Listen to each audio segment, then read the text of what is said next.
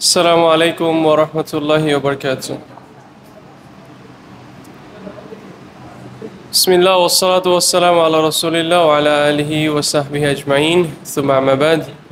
আল্লাহুম্মা আল্লিমনা মা ইয়ানফাউনা ওয়ানফা'না ওয়ারফা'না বিমা 'আল্লামতানা ওয়া জিদনা ইলমা ইয়া রাব্বাল আলামিন। নিশ্চয়ই সকল প্রশংসা আল্লাহ সুবহানাহু ওয়া তাআলার, যিনি আমাদেরকে তৌফিক দান করেছেন আবার আরেকদিন আরেকটি এরকম গ্যাদারিংয়ে একসাথে হওয়ার। এখানে আমি আপনাদেরকে সবাইকেই প্রত্যেকবারের মতো এটা মনে করাতে চাই যে আমাদের এই সিটিংগুলো একটা প্রিপারেশন আমাদের এই হজটাকে পারফেক্ট করার জন্য। এই হজ যেটা হচ্ছে আমাদের ইসলামের ফিফথ পিলার, এটা আমাদের মনে রাখতে হবে। আমরা যেভাবে সালাহকে সিরিয়াসলি নেই, আমরা রোজাকে সিরিয়াসলি নেই, আমরা জাকাতকে সিরিয়াসলি নিচ্ছি, সেভাবে করে আমাদের মনে রাখতে হবে এই হজ এটা আমাদের ইসলামের একটা পিলার। সো ইসলামের কমপ্লিশনের মধ্যে আমাদের ইসলামটাকে পরিপূর্ণ করার মধ্যে একটা বড় রোল প্লে করে কে? এই হজ। এবং এটা জীবনে আপনি বারবার করতে পারবেন এমন কিন্তু না বিষয়টা। এটা একটা খুবই ইউনিক একটা এক্সপিরিয়েন্স এবং খুবই ইউনিক একটা অপরচুনিটি। এটা বারবার জীবনে আসে না, অনেকে আছে এটা এই অপরচুনিটিটা পায়ও না। সো আজকে আমার যে টপিকটা সেটা মানে লজিস্টিক্স কথাবার্তা তো অবশ্যই না, মানে আমি তো ওই পার্টটা ওইভাবে করে বলি না, বাট শারঈ দিকটা থেকেও এরকম শারঈ দিক নিয়ে আমি ডিসকাস করবো না যে এটা করা জায়েজ বা জায়েজ না, এটা আমাদের করতে হবে, এটা করতে হবে না। কিন্তু আমি আপনাদেরকে আজকে কিছু পয়েন্টস নিয়ে ডিসকাস করব যেটাতে যেটাতে ইনশাআল্লাহ বিদিনিল্লাহ আমরা যদি এই জিনিসগুলো একটু চিন্তা করি, সেই মুহূর্তগুলোতে আমরা হজটাকে ফিল করতে পারবো, আমরা এনজয় করতে পারবো। এটাকে আমি আপনাকে যদি একটা উদাহরণ দিয়ে বলি, আমরা ধরেন ছোটোকালে আমরা ছোটোকালে আমরা অনেকে অঙ্ক পড়েছি, অঙ্ক টিচারদের কাছে গেছি। তো সেই অঙ্ক টিচারটাকে ভাল লাগতো, যে অঙ্ক টিচারটা জাস্ট করানোর জন্য করাইতো না, কিন্তু বাস্তবতা দিয়ে, এটার অর্থটাকে বুঝিয়ে, এটার পিছনে সায়েন্সটাকে বুঝিয়ে, এবং এটা আমার জীবনে কিভাবে কাজে আসবে, এটা করে আসলে লাভটা কি, এভাবে করে যখন মিনিংটা বুঝায় বলতো, তখন ওই অঙ্কটা করতে একটা অন্যরকম মজা লাগতো। ওই কাজটা ওই পড়াটা পড়তে অন্যরকম ভালো লাগতো। আর যে টিচারের কাছে গিয়ে খালি ফর্মুলা মুখস্থ করে দেয়, এটা দিয়ে এটা বসাই দিবা, এটা চলে আসবে, সেটা কিরকম জানি ভালো লাগে না। তা আপনাদেরকে আমি এটা আগেও বলেছিলাম যে হজটা সাধারণত আমাদের কিন্তু ওই অঙ্ক টিচারের মতো হয়ে যায়, ওই অঙ্কের মতো হয়ে যায়। এইভাবে করে এইভাবে করবো, এইখান থেকে ফ্লাইট, তারপর এখানে যে এখানে থামবো, তারপরে এই হোটেলে এখানে এভাবে করে ঢুকবো, এই ব্যাগে এটা নিব, ওই দিন এখানে যাবো, ওই দিন তারপর এখান থেকে নামবো, ওখানে তাঁবুতে ঘুমাইতে হবে, তারপর তাঁবুতে উঠে বাসে উঠবো, যাবো, সেও খালি এরকম। এবং এটাই শুধু বারবার মাথায় ঘুরে। এবং এগুলোই আপনাকে যতই বলি না কেন, আমরাও নিজেদেরকে যত বলি না কেন, কোনো না কোনো কারণে মাথায় দিন শেষে এগুলোই চলে আসে। এই কোন জায়গায় এটা বেশি পাবো, কম দাম, বেশি দাম, খেজুরের দাম এখানে বেশি, খেজুরের দাম এখানে কম, হ্যাঁ ঠিক আছে, এইসব জিনিসপত্র শুধু মাথায় ঘুরে। এবং এটা কিন্তু শয়তানের একটা একটা গ্রেটেস্ট, এটা শয়তান অনেক বড় একটা ধোঁকা। এটা দিয়ে মানুষকে ব্যস্ত করে রেখে তার হজটাকে তাকে আর এনজয় করতে দিবে না। অথচ চিন্তা করে দেখেন, এই যে হজের কনসেপ্টের দিকে যদি আমরা তাকাই, স্কলার্সরা বলছেন যে এই হজটার কিছু সিমিলারিটিস, কিছু ইয়েসে, যেমন ফর এক্সাম্পল হজের একটা মিনিংয়ের মধ্যে, এই যে আমরা যে হজ করছি, এই যে সবাই একসাথে যাচ্ছি, এখানের মধ্যে আমরা যে মুসলিম হিসাবে লা ইলাহা ইল্লাল্লাহ বলি, এটার একটা বহিঃপ্রকাশ। কীভাবে আপনি চিন্তা করে দেখেন, লা ইলাহা ইল্লাল্লাহ মানে কি? নেই কোনো সত্য ইলাহ আল্লাহ ছাড়া, তাই না? আবার হজের মধ্যে কনসেপ্টটা দেখেন, আপনি আপনার পোশাক আশাক, আপনার পরিবার, আপনার দেশ, আপনার সম্পদ, আপনি কিন্তু সব ত্যাগ করে, এমনকি যে শার্ট প্যান্টটাও আপনি পরেন, এটাও, এমনকি টুপিটাও যে আমরা পরি, টুপিও খুলে ফেলতে হচ্ছে, সব কিছু থেকে নিজেকে ফ্রি করে ফেলতে হচ্ছে, জাস্ট দুইটা সাদা কাপড় পরতে হচ্ছে। তাহলে কি আমরা অনেকগুলো জিনিস এখানে ত্যাগ করছি না? বলছে এটা হচ্ছে যে লা ইলাহা, নেই কোনো সত্য ইলাহ, ওটার একটা রিপ্রেজেন্টেশন, ইল্লাল্লাহ আল্লাহ ছাড়া, তাই না? তো সেইমভাবে আপনি এই সফরটা করছেন, এই জার্নিটা যাচ্ছেন কার জন্য? শুধু আল্লাহর জন্য, শুধু আল্লাহ সন্তুষ্টি লাভ করার জন্য। তাহলে এই যে পুরো জার্নিটার মধ্যে একটা লা ইলাহা ইল্লাল্লাহর মিনিং লুকিয়ে আছে, স্কলার্সরা বলছে। আরও সুন্দর একটা মিনিং দেখেন, এই যে হজ, এটা আমাদের ফিল করতে হবে। কেন? কিভাবে আমরা ফিল করতে পারি হজের ভ্যালিউটা? বলা হয় এই হজ কিয়ামতের ময়দানের একটা ছোট্ট একটা রিপ্রেজেন্টেশন। আপনারা ভেবে দেখেন, কিয়ামতের ময়দানে কি সবাই একসাথে হবে না এক জায়গায়? এই হজের সময় কিন্তু সবাই একসাথে হচ্ছে, এক জায়গায় হচ্ছে। আচ্ছা, আমরা সবাই কবরে কি রঙের কাপড় পরে যাই সাধারণত? সাদা কাফনের কাপড়। এই হজের মধ্যে আমরা কি পরে থাকবো? সাদা কাপড় পরে থাকবো। এমনকি এমনও বলা হচ্ছে হজ করতে গিয়ে কেউ যদি মারা যায়, সে কিয়ামতের দিন ওই এহরাম পরেই কিন্তু সে উঠবে। সুবহানাল্লাহ। সো এটা আমাদেরকে মনে করাবে সেই কিয়ামতের দিনের কথা। এবং কিয়ামতের দিন কিন্তু প্রচুর গরম থাকবে। ইন্টারেস্টিং, দেখেন হজের জায়গায় কিন্তু এক্সপিরিয়েন্সগুলো কি, গরম, তাপ, ঘাম। কিয়ামতের দিনে কিন্তু অনেক ঘামের কথা বলা হয়েছে। অপেক্ষা, কিয়ামতের দিনেও কিন্তু একটা বিশাল অপেক্ষার কথা বলা হয় বারবার। দেখেন হাজেও কিন্তু একটা অপেক্ষার একটা কনসেপ্ট আছে। তো অনেকগুলো দিক দিয়ে স্কলার্সরা বলছেন যে হাজের মধ্যে কিয়ামতের দিনের একটা মিনি রিপ্রেজেন্টেশন চলে আসছে। আরেকটা সুন্দর, মানে এটা এটা এগুলো একটু চিন্তা করবেন, তাহলে আপনাদের হজটা কী হবে, আরো সুন্দর হবে। একজন মুমিনের জীবনের সবচেয়ে বড় পাওয়া কি জানেন? এই জীবনের না, মানে পরজীবনের সবচেয়ে বড় একটা পাওয়া হচ্ছে আল্লাহকে দেখতে পারা। আল্লাহ সুবহান তাআলাকে দেখতে পারা। জান্নাতে আল্লাহ সুবহান তাআলাকে মুমিনরা দেখবেন। এখন এই দুনিয়াতে তো আমরা আল্লাহকে দেখতে পারবো না। আমরা এই আশা রাখতে পারি পরজীবনে ইনশাআল্লাহ বিইذনিল্লাহ আল্লাহ সুবহান তাআলা যেন আমাদেরকে তাদের অন্তর্ভুক্ত করেন। কিন্তু দেখেন এই দুনিয়াতে আল্লাহর ঘর বলা হচ্ছে কাবা, এবং এই যে আমরা হজ করতে যাচ্ছি মানে কি, আমরা আল্লাহর ঘরে যাচ্ছি, অ্যাজ ইফ আমরা আল্লাহর সাথে দেখা করতে যাচ্ছি। আমরা আল্লাহকে দেখতে পারবো না এই দুনিয়াতে, কিন্তু অ্যাটলিস্ট সেই আকাঙ্ক্ষা, সেই ফিলিংটা যে আমরা আল্লাহর কাছে যাচ্ছি, আল্লাহর ঘরে যাচ্ছি। সুবহানাল্লাহ। নিজেদের সব অহংকার, হ্যাঁ, নিজেদের বিলাসিকতা, পোশাক আশাক সব কিছু ত্যাগ করে, দুইটা সাদা কাপড় পরে, একই তালবিয়া পাঠ করে করে, হ্যাঁ, মানে একদম কি অবস্থায় আমরা নিজেদেরকে নিয়ে কার সামনে যাচ্ছি? আল্লাহর কাছে যাচ্ছি, আল্লাহর মেহমান হওয়ার জন্য। তাহলে এই কনসেপ্টগুলো আমাদের একটু চিন্তা করতে হবে, আমাদের একটু এগুলো বুঝতে হবে। এগুলো যখন আমরা একটু বুঝবো, তখন আমরা হজটাকে আরেকটু এনজয় করতে পারবো ইনশাআল্লাহ বিইذনিল্লাহ। আমি আপনাদের নেক্সট সেশনে তো আপনাদেরকে আমি ওমরা নিয়ে বলবো বলেছিলাম, এবং নেক্সট সেশনটাই ইফতেখার ভাই আমাদের শেষ সেশন হবে না হজের আগে ইনশাআল্লাহ। তো সেখানে আমি ওই যে এয়ারপোর্ট থেকে, মানে বাসা থেকে একদম ওমরা শেষ করে হালাল হওয়ার আগ পর্যন্ত এটা ডিসকাস করব। তো সেখানে শারঈ কনসেপ্ট প্লাস এই মানে হার্ট ফিলিং যে বিষয়গুলো আছে, এবং মানে অন্তরের যে বিষয়গুলো আছে সেগুলো নিয়ে ডিসকাস করবো। আজকে আমি সেটা নিয়ে বলবো না। আজকে হাজের যেই স্টেপসগুলো আছে সেগুলোর মধ্যে গত ক্লাসে আমি আপনাদেরকে কি একদম প্র্যাকটিক্যালগুলো বলছিলাম, এই করবো, এরকম এরকম করবো।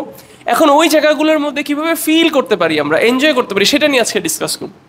তারপরও সবগুলো করবো না, কিছু পার্ট বাকি রাখবো যেগুলো আমরা সৌদি আরবে গিয়ে ইনশাআল্লাহ হাজের দিনগুলোর আগে আমরা শুরু করবো ইনশাআল্লাহ বিদিন। তাহলে প্রথমে আমরা শুরু করি।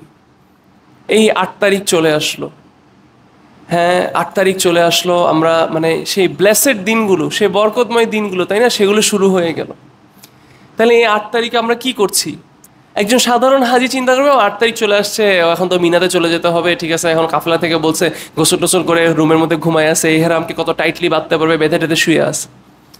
কিন্তু একজন হাজি যে ফিল করতেছে যে না আমি আল্লাহর গেস্ট, সেই গোসলটা যখন করবে চিন্তা করবে আমি আল্লাহর সাথে দেখা করার জন্য গোসল করছি, আল্লাহর মেহমান। সে যখন এহরাম পরবে, সে এটাকে একটা এরকম একটা পোশাকের মতো চিন্তা করবে। যেরকম মানুষ আছে না বিভিন্ন ইউনিফর্ম পরে না, এই যে দেখবেন গ্র্যাজুয়েশনের সময় মানুষকে যখন ওই কোটটা পরায় কি অহংকার নিয়ে, মানে কি প্রাউড ফিল করে, তাই না?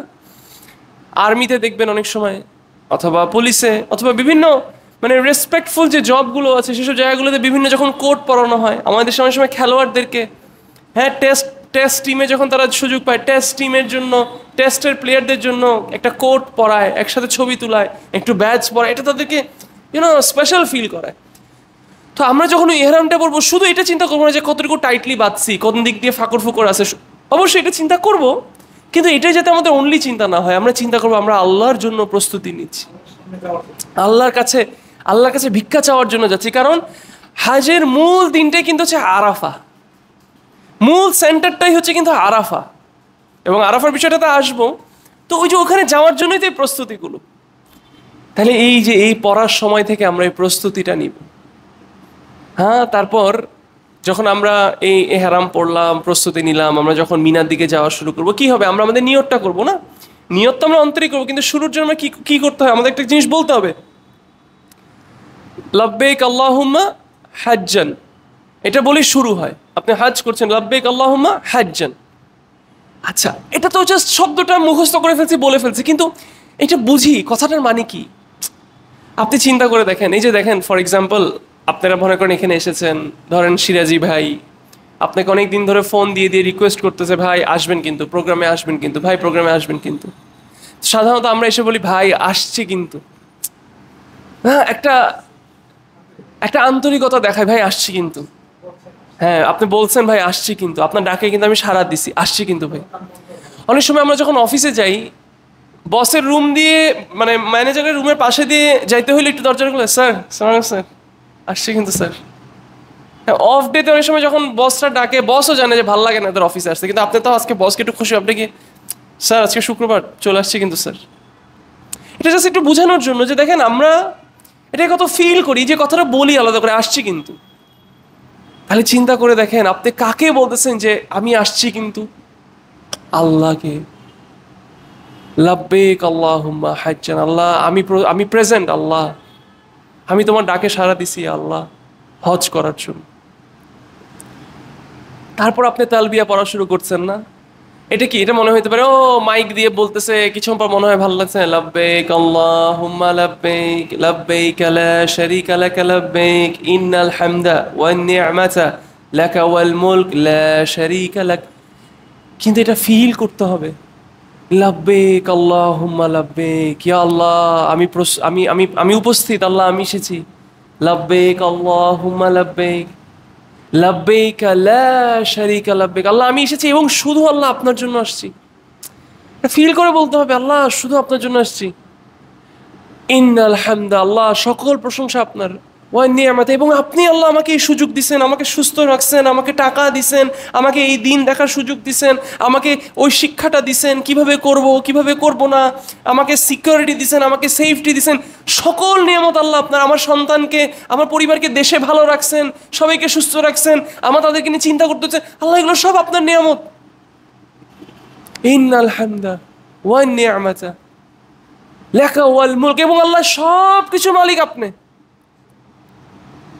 লা শারীকা লাক, আল্লাহ আপনার সাথে নেই কোনো কেউ শরীক হওয়ার কেউ নাই আল্লাহ। এইটা বারবার বলতে থাকা, টু দ্য পয়েন্ট। রাসূলুল্লাহ সাল্লাল্লাহু আলাইহি ওয়াসাল্লামকে যখন জিজ্ঞেস করা হয়েছে বেস্ট হজ কোনটা, রাসূলুল্লাহ সাল্লাল্লাহু আলাইহি ওয়াসাল্লাম বেস্ট হজ বুঝাতে গিয়ে বলেছেন যে বেস্ট হজ হচ্ছে সেই হজ যেখানে বেশি বেশি তালবিয়া পাঠ করা হয় এবং বেস্ট তালবিয়া পাঠ করা হয়। আও কামা ক্বাল, সুবহানাল্লাহ। চিন্তা করতে পারেন বিষয়টা, রাসূলুল্লাহ সাল্লাল্লাহু আলাইহি ওয়াসাল্লাম হাজের পারফেকশনটার সাথে তালবিয়াকে অ্যাটাচ করেছেন।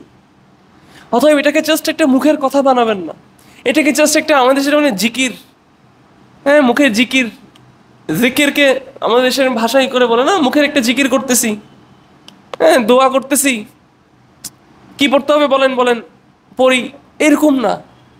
প্লিজ এই অর্থটা একটু বুঝেন, আপনার আরবি ভাষা জানতে হবে না, জাস্ট একটু বুঝেন লাব্বাইক আল্লাহুম্মা লাব্বাইক, এবং বারবার পড়তে থাকবেন। আপনি যত পড়তে থাকবেন, যত জমি পাহাড় মাটি পাথর যা আছে সবাই আপনার জন্য সাক্ষী দিবে, সবাই আপনার জন্য সাক্ষী হয়ে দাঁড়াবে।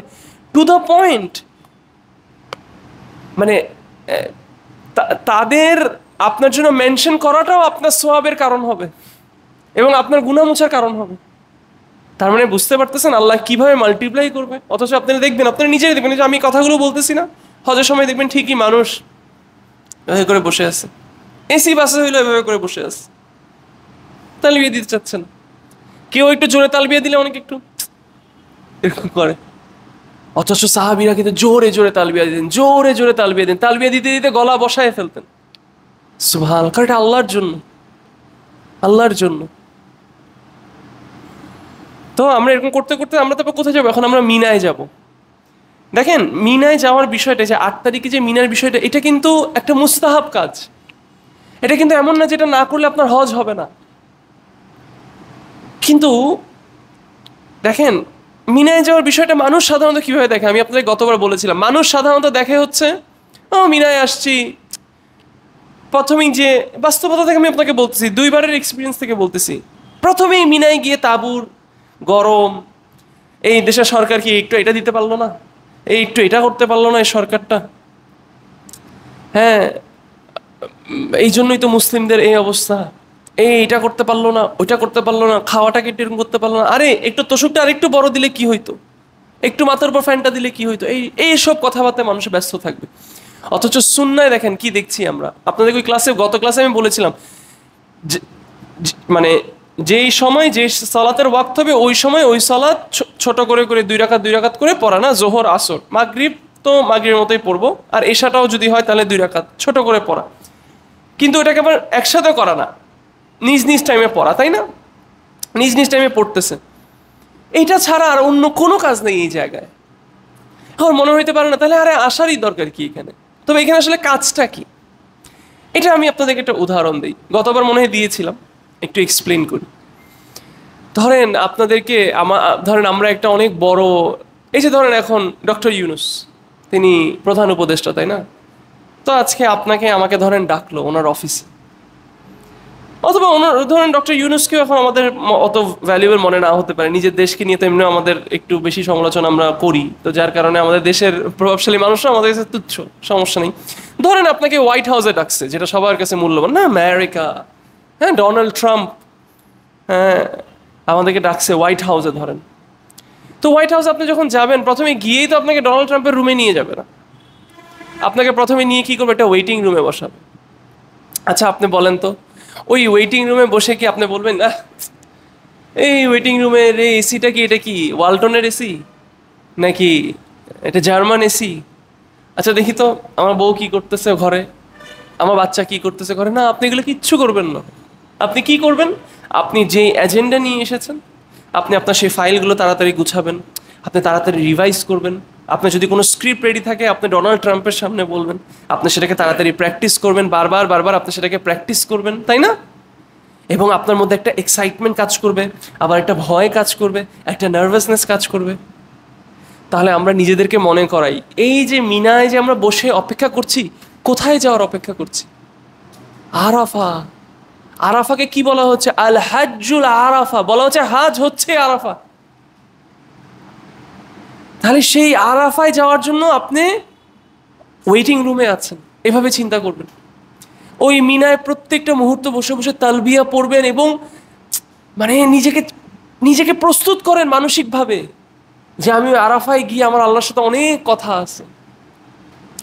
আরাফার মূল্য যদি আপনারা চিন্তা করে দেখেন, বলা হচ্ছে আল্লাহ সুবহানাহু ওয়া তাআলা নিচের আসমানে নেমে আসেন, আল্লাহ সুবহানাহু ওয়া তাআলা বলেন তোমরা কি চাবা চাও, তোমরা কি ক্ষমা চাবা চাও, তোমাদের যত গুনাহ থাকুক, বালি সমান গুনাহ, সাগরের ফোম সমান গুনাহ, মানে যত গুনাহ থাকুক সব আমি মাফ করে দিব।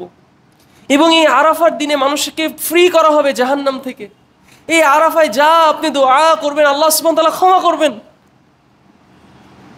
সেই সময়টার জন্য আপনি প্রস্তুতি, আপনি ওয়েটিং রুমে আছেন। তাহলে এখানে কিন্তু শোভা দিবে না যে আপনি ওখানে বসে বসে আপনি অযথা অযথা কথা বলবেন অথবা আড্ডা দিবেন। তো দেখবেন বাহিরে বসে বসে আড্ডা দিতেছে, দেশের চাকরি বাকরির কথা বলতেছে, ব্যবসা বাণিজ্যের কথা বলতেছে, কোন কাফেলা কত টাকা নিছে, হ্যাঁ যাওয়ার ফ্লাইট কখন, ছুটিতে একটু ভেজাল হয়ে গেছে, আরে দেশে যে এটা হবে ওইটা হবে, ছেলে মেয়েকে কোন স্কুলে দিছে, ওই স্কুলকে আসলে ভালো নাকি না, এই সেই যত ধরনের নানা ধরনের কথা আছে, তারা এসব নিয়ে ব্যস্ত। অথচ কারোর চিন্তা এটা সাধারণত থাকে না যে আরে আমি তো আল্লাহর সাথে কথোপকথন করব ভেরি সুন গিয়ে। রাসূল সাল্লাল্লাহু আলাইহি ওয়াসাল্লামের সুন্নাহ কি? তালবিয়া পাঠ করেছেন, সময় মতো সালাগুলো পড়েছেন এবং তালবিয়া পাঠ করেছেন। ফিল করে কিন্তু আপনি পড়তে থাকেন, তালবিয়া পড়তে থাকেন এবং ফিল করতে থাকেন, করতে থাকেন, করতে থাকেন, করতে থাকেন, করতে থাকেন, আনটিল আপনি কোথায় যাবেন? আপনি আরাফায় যাবেন। আচ্ছা, এইবার আপনি এই যে আরাফায় চলে এসেছেন, এই আরাফাটাকে বলা হচ্ছে কি সবচেয়ে মূল্যবান জায়গা, মানে হাজের জন্য না, দ্য মোস্ট স্পেশাল। এবং এটা কোনোভাবে যদি কারোর মিস হয়ে যায় তার হাজ গন। অন্য সব কিছু আপনি দম দিয়ে হেই করে সেই করে আপনি পার পেতে পারেন, অনেক ধরনের বিষয় আছে, আরাফার বিষয়ে আপনার কোনো ছাড় নেই। তাহলে আপনাদেরকে একটা মজার প্রশ্ন করি, দেখেন আরাফার গুরুত্ব এত বেশি, কিন্তু আপনারা কি জানেন যে আরাফা হারাম এরিয়ার বাহিরে? এটা কি আপনারা জানেন? আরাফা কিন্তু হারামের বাহিরে। আরে কেন, একটু চিন্তা করে দেখেন তো, আপনি আল্লাহর গেস্ট, আপনি হজ করতে আসছেন, আরাফায় আছেন, আরাফাকে সবচেয়ে ইম্পর্টেন্ট ডে বলা হচ্ছে, এইটা না হলে হজ, অথচ এটা হারামের বাইরে। কি মনে হয় আপনাদের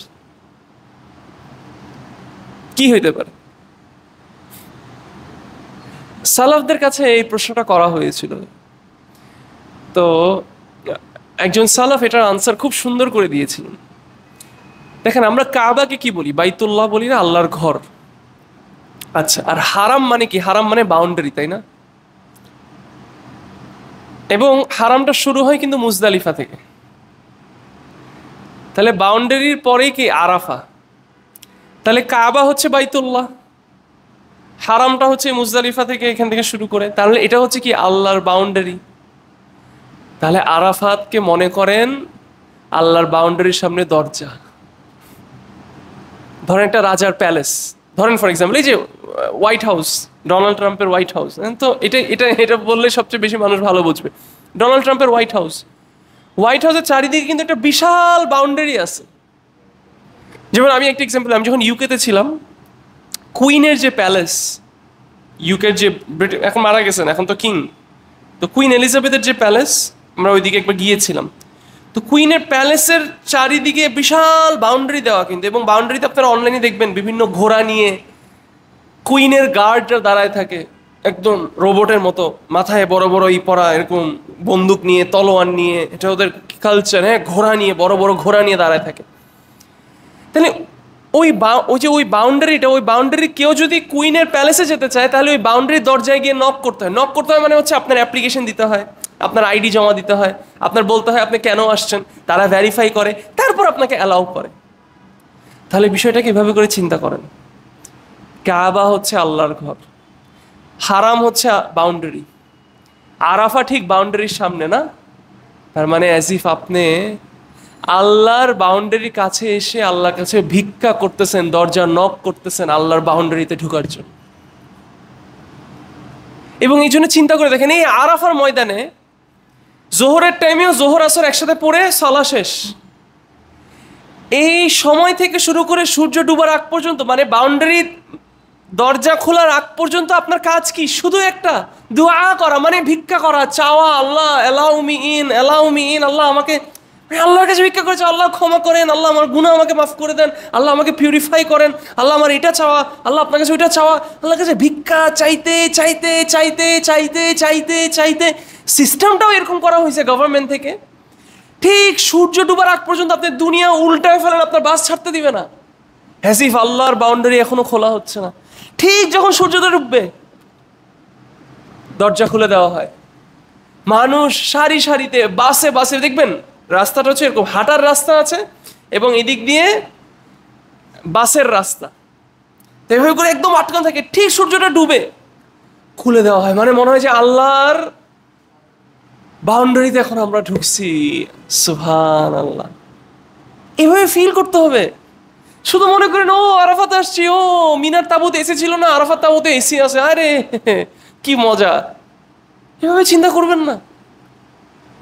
এই জায়গায় আপনি ভিক্ষা চেতে আসছেন, জায়গায় আপনি ব্যাক করতে আসছেন, এবং আপনার আল্লাহ এত মার্সিফুল, আপনাকে এত ভালোবাসেন, তিনি 7 আসমানের নিচে নেমে আসছেন দুনিয়ার কাছে। কিসের জন্য? আপনাকে শোনার জন্য, আপনার দোয়া কবুল করার জন্য, আপনার সব গুনাহ মাফ করার জন্য, আপনাকে একটা নিউবর্ন বেবির মতো নিয়ে যাওয়ার জন্য। এটা ফিল করতে হবে আমাদের। অতএব এটা যদি আমাদের দুনিয়ার কোনো রাজার সামনে হইতো, আপনি এক মুহূর্তের জন্য খাওয়ার কথা কিন্তু চিন্তা করতেন না, ঘুমানোর কথা কিন্তু চিন্তা করতেন না, হোটেলের কথা চিন্তা করতেন না, কাফেলাকে তো আপনি বাদই দেন, আপনি শুধু আপনার এবং আল্লাহর ব্যাপারে চিন্তা করতেন। সরি, আপনি এবং আপনার ওই রাজার ব্যাপারে আপনি কিন্তু চিন্তা করতেন। অতএব আল্লাহ সুবহান তাআলা কিন্তু আমাদের এই অ্যাটেনশনকে আরো বেশি ডিজার্ভ করে পৃথিবীর যে কোনো রাজাদের থেকে। অতএব এটাকে আপনার ফোকাস বানান, এটাকে আপনার ফোকাস বানান। আপনি আল্লাহর কাছে চান, আপনি আল্লাহর সন্তুষ্টি লাভ করা নিয়ে চিন্তিত থাকেন। কারণ আপনি যদি আল্লাহর সন্তুষ্টি লাভ করে ফেলতে পারেন, তাহলে আপনার কোনো কাফেলাও লাগবে না, কোনো সরকারও লাগবে না, কোনো গভর্নমেন্টও লাগবে না, কোনো প্রোটোকল লাগবে না। আল্লাহ আপনার সাথে আছে, আপনার জন্য সাকসেস গ্যারান্টিড। কিন্তু এটা আপনার বুঝতে হবে। তো সূর্যটা ডুবে গেল, এখন কই ঢুকতেছি? মুজদালিফায় ঢুকতেছি। মুজদালিফায় ঢুকতেছি। এবার মুজদালিফার বিষয়টা চিন্তা করি। মুজদালিফায় মানুষ সাধারণত যে কি করে, মুজদালিফায় গিয়ে এই কোথায় বসবো কোথায় বসবো, হ্যাঁ এদিকে বসবো, এদিকে শুবো এদিকে, অথবা মনে করে মনে করেন মুজদালিফাকে মানুষ অনেকভাবে ডিসক্রাইব করে না, যে ওপেন এয়ার, আসমান দেখতেছি, সবাই মিলে একই ফ্লোরে ঘুমায় আসি, এটা আমাদের ঠিক আছে, এগুলো অনেক ধরনের বিষয়। কিন্তু একজন মুমিন এটাকে আরো অন্যভাবে দেখবে। মুজদালিফায় ঢুকার পরে ফজরের আগ পর্যন্ত থাকার কথা বলা হয়েছে না? আপনি সেই জায়গাটাকে নিজেকে চিন্তা করবেন, আল্লাহ আমি আল্লাহর কাছে ভিক্ষা চাইতে চাইতে চাইতে চাইতে সূর্য ডুবার পরে আল্লাহর বাউন্ডারিতে আমাকে অ্যালাউ করছে, হারামে আমাকে অ্যালাউ করছে, তাহলে আমি এখন ঢুকে আমি একটু রেস্ট নিচ্ছি এবং আমি আল্লাহর কাছে শুকর গুজার করতেছি, আল্লাহর কাছে থ্যাঙ্কস জানাচ্ছি, আল্লাহর হামদ প্রকাশ করতেছি, আল্লাহর জিকির করতেছি যে আল্লাহ আমাকে তার বাউন্ডারিতে অ্যালাউ করছে। এবং এটা আপনার মনে আরেকটা এক্সাইটমেন্ট তৈরি করবে, আল্লাহর ঘরের দিকে যাচ্ছি, বাউন্ডারিতে ঢুকে গেছি, ইনশাল্লাহ ঘরের দিকে যাচ্ছি, তাই না? সুবহানাল্লাহ সুবহানাল্লাহ। এভাবে করে আমাদের এগুলো ফিল করতে হবে, বুঝতে হবে। সো তখন আপনি, এবং আল্লাহ আপনাকে আল্লাহর বাউন্ডারিতে ঢুকাই ফেলছে, তার মানে নিশ্চয়ই আল্লাহ আপনার উপর সন্তুষ্ট। তাহলে এটাকে সুযোগ নেন আরো দোয়া করার জন্য। এমন না যে আরাফায় দোয়া করছেন শেষ, না, আরো দোয়া করেন, আল্লাহর কাছে আরো দোয়া করেন। এবং আপনি যাচ্ছেন আল্লাহর ঘরের দিকে যাচ্ছেন, তাওয়াফ করবেন, ফিল করেন এটা, এভাবে চিন্তা করেন। সুবহানাল্লাহ। এটার পরে নেক্সট স্টেপ কি? প্র্যাকটিক্যালি আমরা তো বলছিলাম যে আজিজিয়ায় যাবো, বাট আমি ইবাদতের দিক দিয়ে যদি চিন্তা করি, নেক্সট স্টেপটা আমাদের কি? পাথর মারা, তাই না? পাথর মারা, বড় যেটা জামারাতুল আকাবা, সেখানের মধ্যে পাথর মারা। এই পাথর মারা কনসেপ্টটাকে কার সাথে রিলেট করা হয় দেখি বলেন তো? শয়তানের সাথে না? শয়তানকে পাথর মারা, দেখেন স্কলারসরা কি সুন্দর করে এটাকে বুঝাচ্ছে। কখনো কি ভাবছেন আচ্ছা কেন রে ভাই সিকোয়েন্সটা এরকম কেন, যে আগে পাথর মারো, তারপর তাওয়াফ, পাথর মারো, তারপর চুল ফেলাও, তারপর তাওয়াফ করো, এমন কেন বিষয়টা? মানে পাথর মারার বিষয়টা আগে কেন? খুব সুন্দর করে দেখেন স্কলারস এটাকে এক্সপ্লেন করছে। এটা এমন না যে মানে এটা একদম ফ্যাকচুয়াল বিষয়, বাট এগুলো হচ্ছে বিভিন্ন অর্থ স্কলারস নিয়ে আসেন ফিল করার জন্য বিষয়গুলো। আমাদের আল্লাহর নৈকট্য লাভ করার জন্য, আল্লাহর সন্তুষ্টি লাভ করার জন্য সবচেয়ে বড় অবস্টেকেল কে? সবচেয়ে বড় দুশ্মন কে? শয়তান, তাই না? আমরা আল্লাহর বাউন্ডারিতে ঢুকে গেছি এবং এখনই যাবো কোথায়? আল্লাহর ঘরে, তাই না? তো আমরা যখন যে কোনো ইবাদত করি, আমরা যখন কোরআন পড়ি, আমরা কি দিয়ে শুরু করি? আউযু বিল্লাহি মিনাশ শাইতানির রাজিম, না মুখের কথা। কোরআন পড়া শুরু করলে, কোনো সূরা পড়া শুরু করলে, কোনো কিছু করা শুরু করলে, সালাতের মধ্যেও আমরা আউযু বিল্লাহি মিনাশ শাইতানির রাজিম, বিসমিল্লাহির রহমানির রহিম, আলহামদুলিল্লাহি রাব্বিল, না আমরা বের করে করি। তো হাজের মধ্যে বিষয়টা হচ্ছে আপনার প্রত্যেকটা ইবাদতের কি একটা ফিজিক্যাল রিপ্রেজেন্টেশন আছে। কিন্তু তাহলে আপনি আল্লাহর সন্তুষ্টি লাভ করতে যাচ্ছেন, আপনি ইবাদত করতে যাচ্ছেন, আপনি আল্লাহর ঘরে যাবেন, আপনি তাওয়াফ করবেন, তাই না? তাহলে শয়তান যাতে আপনাকে এখানে ডিস্ট্রাক্ট না করতে পারে, শুধু আউযু বিল্লাহি শয়তানির রাজিম না, বাট যদি একটা হাজ, একটা ফিজিক্যাল একটা কর্ম এখানে থাকতে হবে। তাহলে দেখেন পাথর মেরে অ্যাজ ইফ আপনি শয়তান থেকে আল্লাহর কাছে রেহাই চাচ্ছেন, এবং এটা একটা রিপ্রেজেন্টেশন, আপনি পাথর মেরে যাচ্ছে। এবং ইব্রাহিম আলাইহিস সালাম ওই জায়গায় শয়তানকে পাথর মেরেছিল। এইভাবে ফিল করবেন। অনেকে ওখানে যেও এভাবে মারবো নাকি এভাবে মারবো, এই অ্যাঙ্গেলে মারবো নাকি ওই অ্যাঙ্গেলে মারবো, এইসবের মধ্যে খালি আটকায় থাকে। এতটুকু পাথর নাকি এতটুকু পাথর, এই নাকি সেই। ইয়া সালাম, একটু ফিল করেন বিষয়গুলো। There is more to this. অনেকে দেখবেন পাকিস্তানিগুলো সে জুতা মারতেছে, লাঠি মারতেছে, স্যান্ডেল মারতেছে।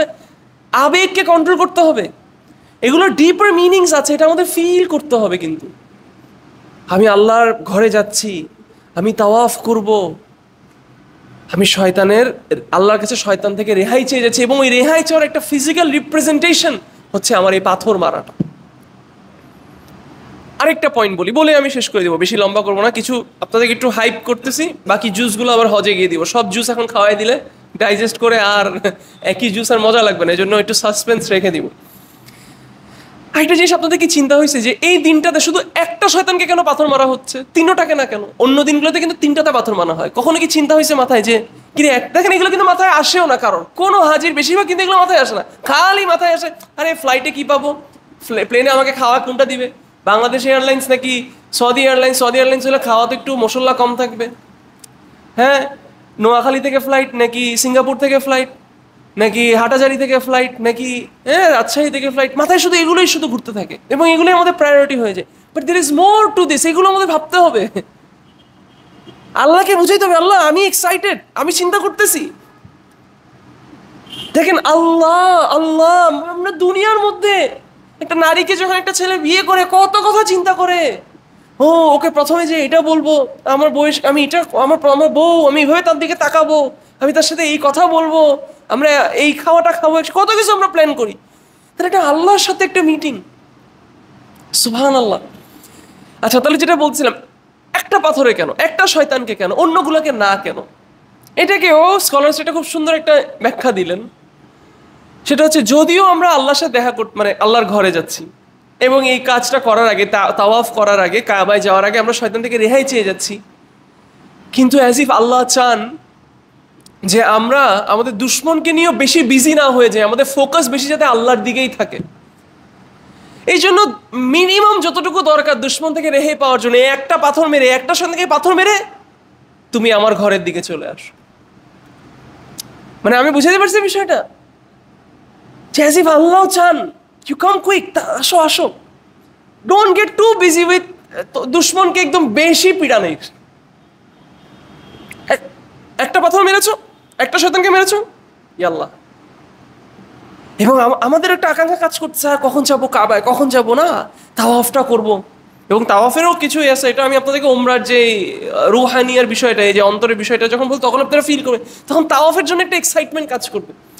সাধারণত এখন তো হাজিদের তাওয়াফ নিয়ে কি মাথায় কাজ করে, কোন দিক দিয়ে গেলে বেশি শর্টকাটে শেষ করতে পারবো, কিভাবে হাঁটলে তাড়াতাড়ি এদিক দিয়ে করা যাবে, কোন দিক দিয়ে গেলে, ভেরি গুড, এগুলো চিন্তা করবো, কিন্তু এর থেকে বেশি থাকতে হবে মানে আল্লাহর সন্তুষ্টি, এনজয়। আর জীবনে কোনোদিন আসবো না, জীবনে কোনোদিন এই জায়গায় আসতে পারবো না কি জানি না, প্রত্যেক মুহূর্ত ফিল করতে হবে, প্রত্যেক মুহূর্ত ফিল করতে হবে। যারা এইভাবে করেই হাজটাকে ফিল করে, তারা দেখবেন আপনাকে কান্না করে করে বলবে। এবং আপনারা যদি এভাবে করে ফিল করে করেন, ইনশাল্লাহ বিদিনিল্লাহ, আপনারা দেশে এসে পরিবারের কাছে কান্না করে করে বলবেন, আমি আরও যাবো, আরও যাবো, আল্লাহ যাতে আমাকে আরও টাকা দেয়, আমি যাতে আরও যেতে পারি বারবার। কারণ এটা আপনাকে মানে দেখেন না, এই যে ধরেন ফর এক্সাম্পল, আমি আমার শাশুড়ি উদাহরণ যদি দিই, আমার শাশুড়ি এবং আমার মা দুজনই আল্লাহ আমাকে ব্লেস করছে, তাদের হাতের রান্না মজা, আমার মার হাতের রান্নাও খুব মজা, আমার শাশুড়ির হাতের রান্না মজা। তো যারাই আমার শ্বশুর বাড়িতে যায় অথবা আমার বাপের বাড়িতে যায়, আমার হাতের খাওয়া খায়, তারা বারবার আসতে চায়, তারা বারবার আসতে চায়, বারবার খাইতে চায়। হ্যাঁ, মাশাআল্লাহ। তো দেখেন, যে এনজয় করছে হসপিটালিটি, অথবা ওখানে যে যে এগুলো এনজয় করছে, তাহলে আপনি যখন আল্লাহর গেস্ট হয়ে যাবেন এবং ওই হোস্টের সাথে, আল্লাহ হচ্ছে আমাদের হোস্ট, আল্লাহ সুবহানাহু ওয়া তাআলার ঘরে আমরা যাচ্ছি আল্লাহর মেহমান হিসেবে। তো আল্লাহর সাথে আপনি যখন ওই বন্ডটা করে আসবেন, ওই সম্পর্কটা তৈরি করে আসবেন, তাহলে আপনি বারবার যেতে ইচ্ছা করবে, মনে হবে আল্লাহ তুমি আবার আমাকে নিয়ে যাও, আবার আমাকে গেস্ট বানাও তোমার ঘরে, আল্লাহ আমি বারবার যাবো, বারবার যাবো। এটা নেশার মতো হয়ে যাবে। আর যদি এভাবে ফিল না করেন, তাহলে এসে বলবেন, বাপরে বাপ করছি ভাই, মেয়েও বিয়ে দিয়ে দিছি, হজও করে ফেলছি, আমারও শেষ, এখন বাস রিটায়ার্ড। সুবহানাল্লাহ। তা আমাদের এভাবে করে ফিল করতে হবে ইনশাআল্লাহ বিদিনিল্লাহ। তাহলে আজকের জন্য এতটুকু, বাকিগুলো আবার বাকি জুসগুলো আপনাদেরকে ইনশাআল্লাহ, আমরা আল্লাহ যাতে আমাদেরকে সুস্থ রাখেন, আমরা যাতে মক্কায় গিয়ে আমরা যাতে হজের আগের দিনগুলোতে আমরা একদিন একটা সেশনে এগুলো আবার ফিল করব এবং আরও বেশি বলবো। কারণ এখানে পাথর মারার বিষয়গুলো আছে, চুল কেন ফালাচ্ছি, এটার পিছনে স্পিরিচুয়াল কনসেপ্টটা কি হতে পারে, তারপর তাওয়াফ করতেছি 7 বার কেন, গোল গোল ঘুরছি, তারপর এই যে সাই করছি, সাইয়ের পাহাড়ের উপর উঠে যে দোয়াটা, এই দোয়াটাই কেন পড়তেছি, এই সাইটা কেন করতেছি, তারপর দোড়ায় কেন করা, তারপর ওইদিকে ফিরে কেন দোয়া করা, পাথরটা কেন ধরা, পাথরটার দিকে এই কেন করা, অনেকগুলো এগুলো স্পিরিচুয়াল বিষয় আছে। একটা তো হচ্ছে ফিকহি বিষয়, লজিস্টিক্যাল বিষয়, একটা ফিকহি বিষয় আসলা, এভাবে করবেন এভাবে করবেন না, জায়েজ না জায়েজ। আরেকটা হচ্ছে ফিলিংয়ের বিষয়, ফিল করে, এটা যখন করতে পারবেন, তখন আপনি পৃথিবীর সবচেয়ে সুখী বান্দা হবেন ইনশাআল্লাহ বিদিনিল্লাহ। এই জন্য ইবনে তাইমিয়া বলেন যে এই মানে এই দুনিয়াতে একটা জান্নাত আছে, এই জান্নাতটা যে এই জান্নাতটাকে টেস্ট করলো না, সে পরজীবনে জান্নাত যেতে পারবে না। সেই জান্নাতটা কি? আল্লাহর ইবাদতে স্বাদ পাওয়া, আল্লাহর ইবাদতকে এনজয় করা, এটাই হচ্ছে দুনিয়ার জান্নাত। এটা যখন একবার পাবেন, তখন ইনশাআল্লাহ আপনি পরের মানে নেক্সট লাইফের জান্নাতটাও পাবেন ইনশাআল্লাহ। তো আজকের জন্য এতটুকু। সুবহানাক আল্লাহুম্মা বিহামদিক ওয়া নাশহাদু আল্লা ইলাহা ইল্লা আনতা ওয়া নাস্তাগফিরুকা ওয়া আতুবু ইলাইক।